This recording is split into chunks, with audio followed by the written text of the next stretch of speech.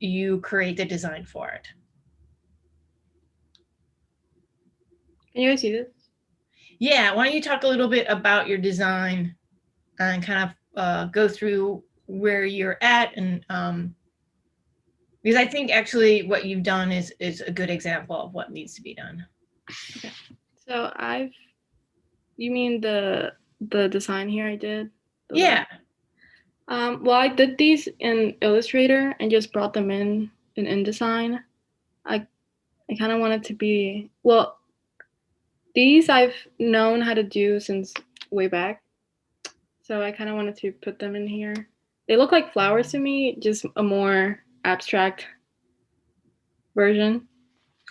Now, how does it relate to the designers? Oh, I have to relate. Think about it. I mean, that's what we do, is we always try to make sure that our illustrations or what we create communicates something about what they're going to experience. Okay. Food for thought. I mean, maybe it's each one of those petals are 10. And you can use that as some way as a significant. Each page has one of those squigglies on it. I'm not sure, just throwing out suggestions. Like maybe it's already here. You just need to think about how do you use this pattern to convey the designers. Okay. And then think about hierarchy. I think just because it's big doesn't mean it has hierarchy. Consider your type. Maybe it's smaller so that it has more white space, so it feels more important. Wait, what do you, the actual pattern or the type? Oh, okay. Seems a little big and too close to the edges. So maybe if that was really a lot smaller, it would give enough white space around it to really help make it more prominent. Okay. And then the table of content, I still have to add the pages on all of them and edit it. Again, smaller with the table of contents names and pages, and less space in between them. Okay. Just so it feels like it's not falling off the page. It feels very tight on this page. I would always think your first instinct, maybe make things just a little bit smaller. Okay.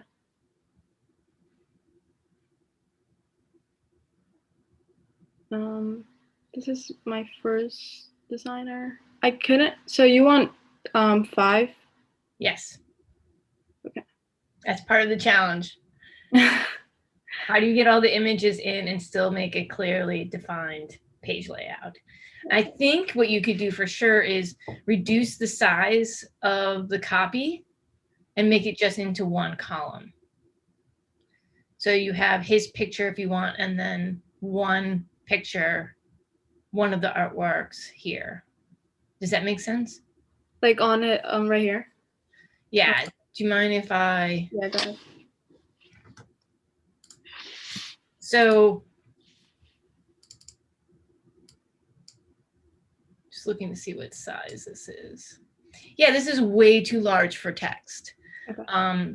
For readable text, it's the max size typically, especially if you're concerned with enough space on a page. You want to not go any larger than 12, but you can go down to 8. Most text is readable at 8 points. And the thing about text is, depending on what typeface you choose, what font you choose, that's how large you can go. They all change. So you really just need to see, is it readable? But 15 is really large. So I would definitely change all of this to a smaller size, and then maybe make this into a 2-column grid so that you could take one more image. Like keep all the copy on one side so you can put one more image here. Mm-hmm.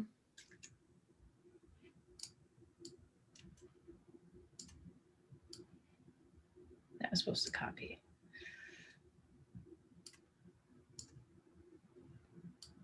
And overall, I think everything's just a little large. So I would take all of these and just give it a little bit more space by reducing it. Okay. And then you can open it up and make it into, remember there's that, I'm just gonna move this.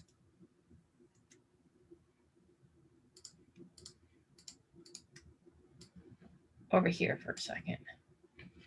Remember you can use that squares for placement and always have a perfect square. Do you remember me talking about this? Yeah.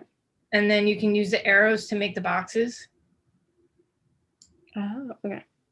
Yeah. And then here you can even, you know, use the gap tool to make this gap.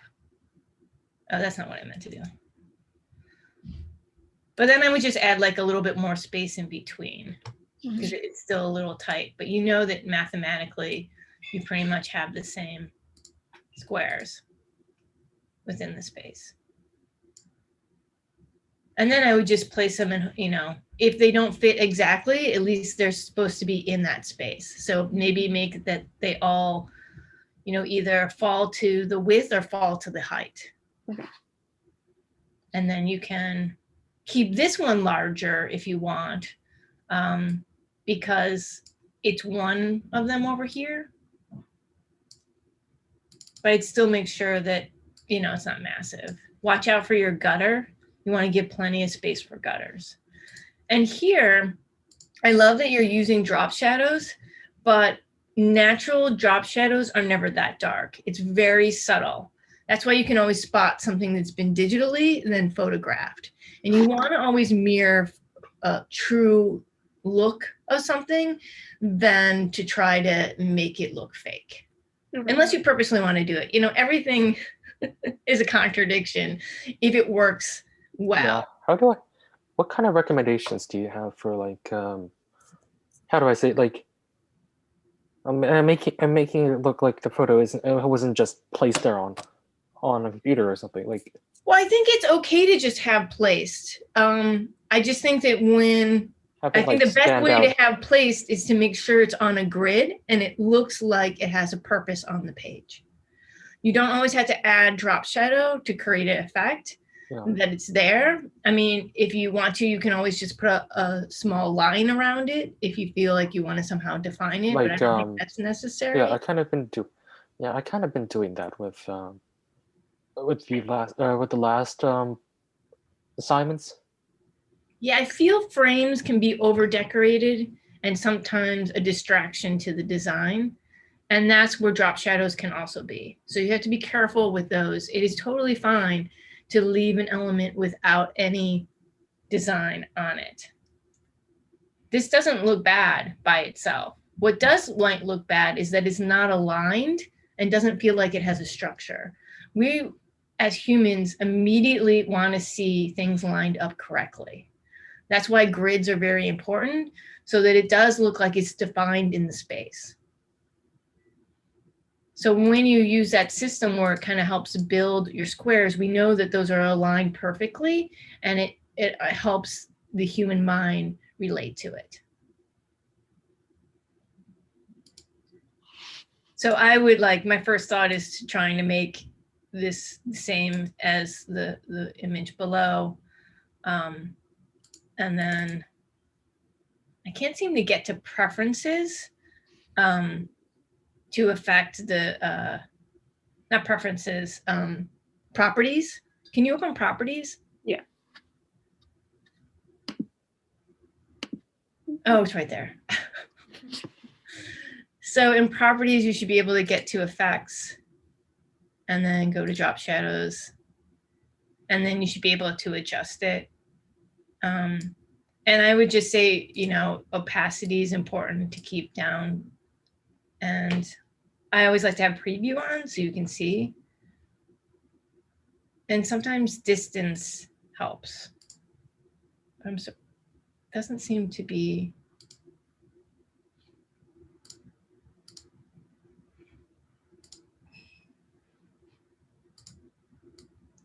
So I would keep it lower and more distance. Oh, I don't like distance. And sometimes you just got to look at these things and be like, that didn't work. But I think lower gradation makes it just feel like it's something that's a nod. It doesn't kind of take over. Okay. And then again, be careful with 30 is really large for a title. Your largest 30 and more should be on your like front page, maybe. Like I think this is really large. This should be 30. And then, obviously auto letting is always good. So you're fine with auto letting? Yeah, auto letting is basically doing what is typical, which is about 2 points above the font size. So whatever font this is, it does change a little bit with, sometimes if there's an extra space, it doesn't adjust correctly. See, this is going a little bit more because the larger size of the typeface, plus when they're uppercase, they can withstand having more space in between it. When they're not uppercase, because you have lower and uppercase in there, it creates more of a space. And so then this is all typography stuff that you guys will get, but that's why you need to worry. So if you want, you can always start at auto, but remember that you're the designer and you should start thinking about how does that visually relate. So my class is a very beginner, auto is a good place to start. Just like optical is always a good place to start, but you can always adjust it. So this might be a good time to maybe think about adjusting the letting, the kerning, and bring it out a little bit. Does that create a more unique look? Does that make sense? Yeah. So even though it's smaller, it feels like it's within this space, and it feels less like it's falling off the page. Mm-hmm. And it's still prominent. I mean, you could make this more of a bold type if you would like. But this is probably just a viewing thing. It does get weird, but I think that's just a viewing thing. And then I always bring in my numerals in a little bit because 1 in eyes kind of creates a little bit more of a space than it should. Again, this is all typographic treatments that you guys will learn in typography. But does that make sense what I'm kind of saying? Yeah. And all rules that you've ever get taught, it starts with the rules, but you can break them. There's always evidence of people that have somehow figured out how to break the rule. But the most important thing that I find is visually, we like balance the viewer. So if you're going to center something, make sure they're actually centered because the eye can see that. So because there's that extra space, I can tell that it's not equal to the type. And the best way to always get rid of weird spacing problems is to have all the type in one. Okay. Then you don't have to worry if things are centered within the type because the type is all one. And then you can just bring the letting down here, right? Just go into here, and this is where you adjust manually instead of auto. Just make sure you don't have any extra spaces.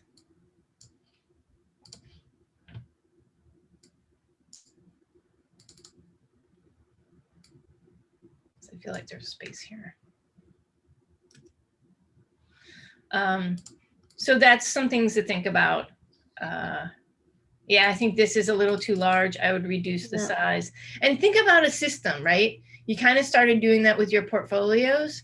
So if your title page, your largest one is here is, I always round things too. So let's say this is 100, just to make it even. I don't know why it's not letting me. I would even everything out and then kind of record what they are that they're supposed to do. So my title, my largest number is 10, is the number 10 here. I should not go beyond 100. Then I have 30 here, then the table of contents should either be 30 or 20. Mhm. And then these should be, what did I say before? What's the kind of bracket of readable type? 12 12 or lower.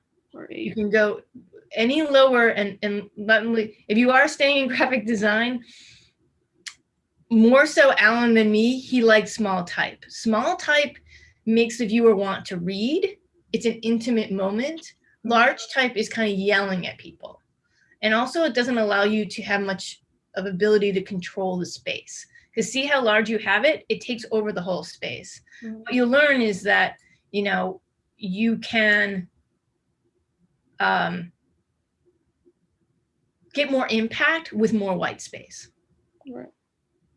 So this 12, but more likely you might be able to do 11. And then that should be the type you set up. That should be your body copy. So if this is 11, then any text that you have within this document should all be that text size. Yeah. And I would put your page numbers within. So then you can just tab it out, because the next thing you'll learn in life is that lining up type next to type is really hard. And especially if you wanted to do a different typeface or weight than the original, than the body. Okay. So I recommend you tabbing instead of this. And you know how to tab, correct? Yeah. Okay.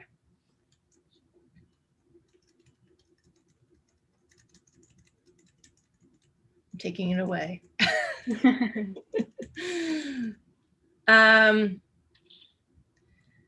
Inspiration, love the design. I mean, I think your overall design is good. Now I'm just going to do a brief talk about why this type is too long. So again, there's documentations and rules about what we visually read, a reading length works best. We don't like to read a lot. People don't enjoy reading, unfortunate, sad case. We need to make it very easy and approachable for them. When it's this long, it's too much. So it's always best to have a shorter line. I believe there's actually, I think it's 78 spaces in a line, and then you need to break it. Okay. Sorry? Yeah, I didn't know that. You wouldn't know that. That's a typographic thing you'll learn in typographic class. But I'm just letting you know. So always best to not have it in one column. Okay. It's always best to break it into 2 columns in a page, 3 columns. You know, odds are always easier to design with than evens. I think it just helps create a dynamic, less boring composition. Not that doubles are bad, it just triples and more create a more dynamic composition. So it looks like you got this one good. Just make this a little bit smaller, and then you can add a picture here. And once you got this template working, you're just populating. Mhm. So this is good. I think this is fantastic. I love how you took it as an inspiration, but you didn't copy. So yes, you did a nod with that flare on the back, but you added photographic collage. It's very different than what he did. Mhm. So that's what I'm looking for, like a little bit of what, but not too much, not a literal copy. And she was at the talk that we did just recently, the design talk. Yeah. Oh, So you're still looking for generating copy here. Yeah. But yeah, 4 pieces, and then put a piece here, and then inspiration. This is fantastic. Everything's good here. I just got to get in that one extra piece. Yeah, good. What do you think? Yeah, I think it's good. I just have to. I love Mad Women. That's awesome. Yeah, like that is exactly like, it's notable, but not copying. Mm-hmm. Like you even change the colors up. I mean, it's a little bit like it, but it's not exactly. I would almost make her purple because you don't have purple in here, just so you're not completely copying that style. But that's just me being a little picky. Yeah, I think I thought I had to make 10 of my inspirations. No, so I was worried. you are in a good place because you've done one, you've done two, you just have 3 more to do. Yeah. And you can pick whichever one, you know. Oh wait, you have 2 more to do. Yeah. You did this one. Yeah. So you just have 2 more to do. And you can pick any of them that really inspires you, that you feel that, you know, you can interpretate easily. What did you guys think of the overall of the designers?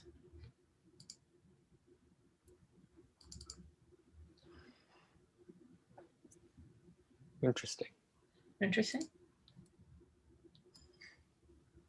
You know, the first one, I didn't. You know, I think it talked about how like he was the one who like created like the overall, you know, feel of Pendle. Mm-hmm. I think that's the name. Like, I think he was involved with the name, with the logo itself, if I'm not mistaken. Okay. I like the woman that we have to write about. Oh, she's awesome. I think her art's so cool. She's super, super sweet too.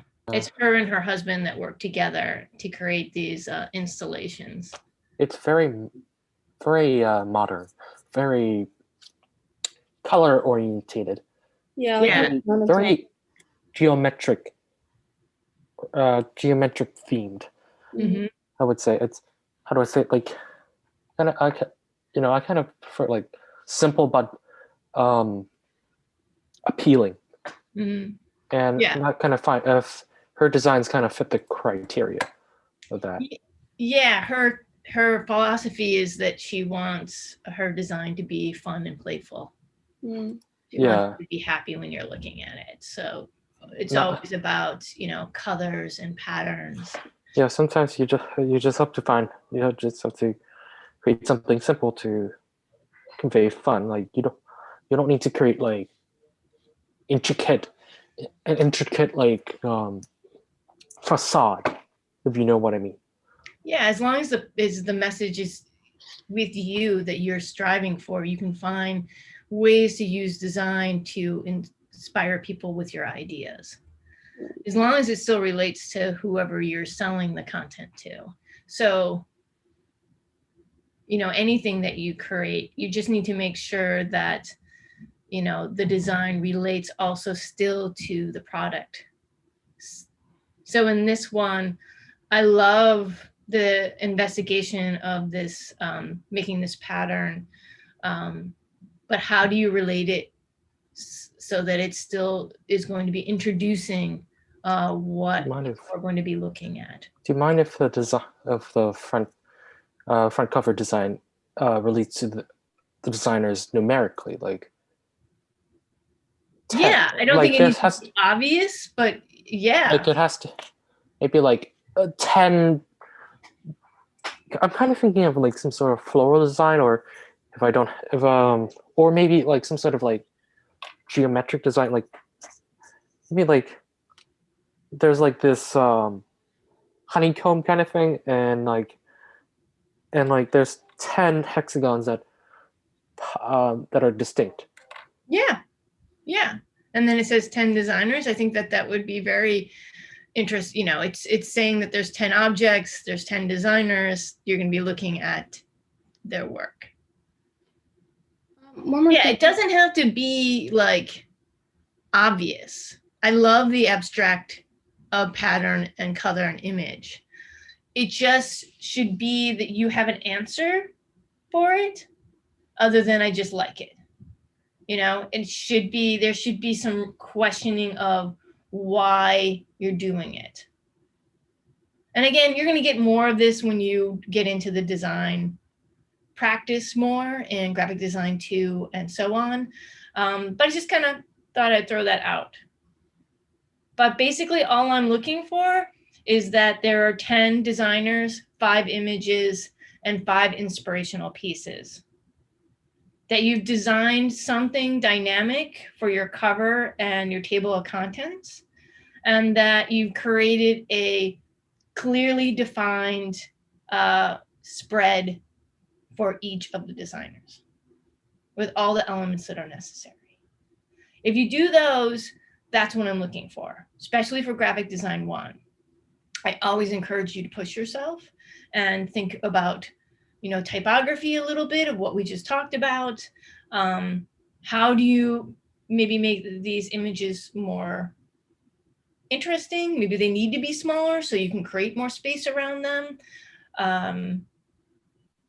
Consistency is also important, right? It is nice to know that each page is going to have the same layout, even though these could change a little just to make it. Or the copy, this could be on this side one day, one time.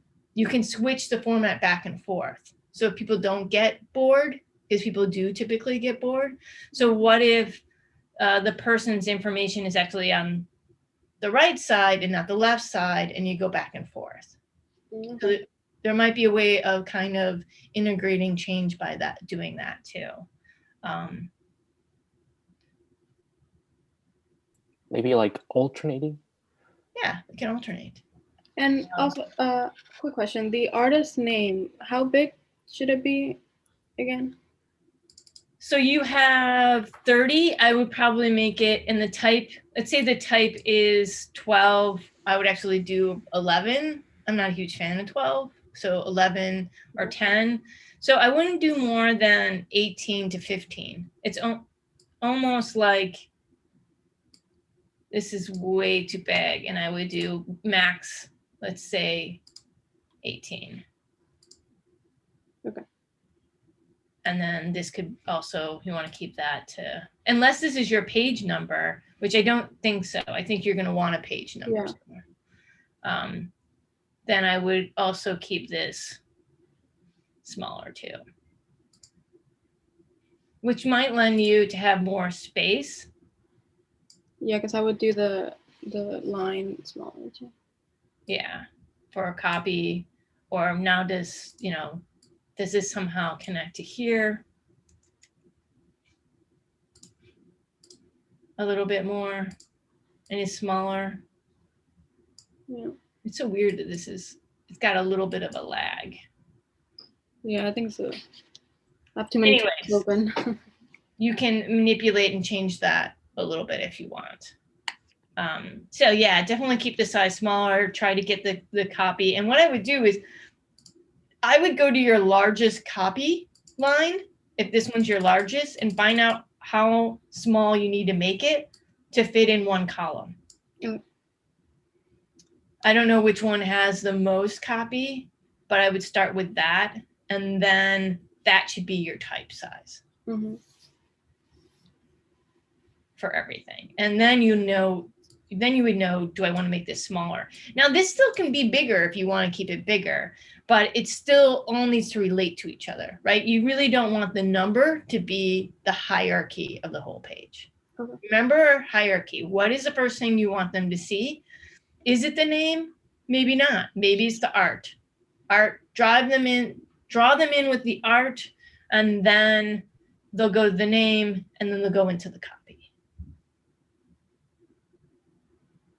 But maybe you want the name to be large like this. So maybe it does stay 30. Like I think you need to think about hierarchy, but then is the image is smaller. what is important do you think that you as a viewer would like to see in this book? What would be the viewer's experience? Image or immediate information about the artist? Mm-hmm. I think I made everything so big because I don't know I have to think about the actual size of the paper instead of just like the digital size. Exactly. And I think thinking about it, you can also be like, I like that there's only 3 here. Maybe these smaller images over here are smaller.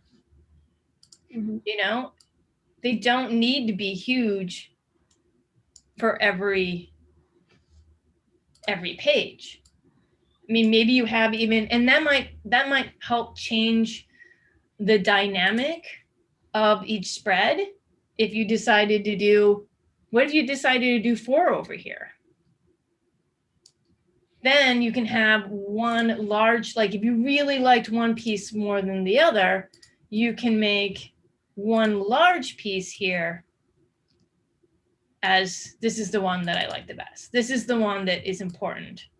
This is the one that I think is powerful. And then these are the smaller ones. I give you 5 because you have to problem solve of how you can make these layouts interesting. Mm-hmm. I mean, you're going to have problems just at the get-go with size, and because you're pulling them off the internet, you might not be able to get super high res. But even still, I think this could be a nice composition just with one image and then multiple images here. Yeah. But I also really enjoyed this, and then put your 2 here. 2 more, yeah. You know, maybe it's just one of these. I mean, he's known for this Dylan and Mad Men. So maybe it's just the 2 here, or maybe it's just Mad Men. And then the smaller ones here. Mm-hmm. So there is a lot of ways you can solve this problem and keep the same look through each page. Because you can keep the title here, you can keep the visual of the person, you can put a column here for the copy, but then change up how many the viewer gets to see and then how large they get to see it. Yeah, okay. And I think it's also good if you wanted to, you could switch back and forth.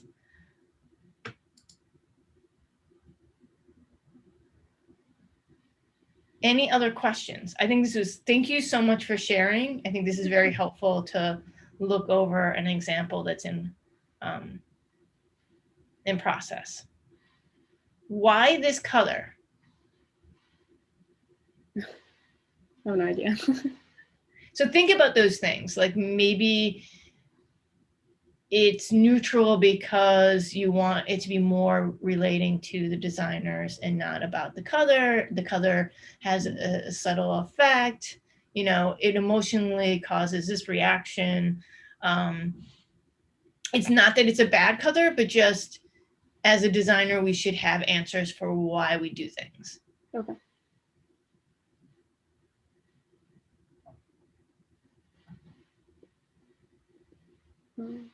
Any other questions?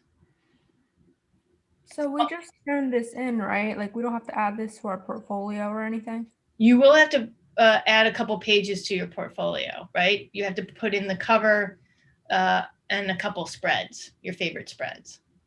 Okay. So I would get this completed, and then all you need to do is make a PDF, but you need to make sure that the PDF is saved as spreads. I'm not sure everybody knows this, but it's really important that you save them as spreads. Do you know how to, does everyone know how to do spreads?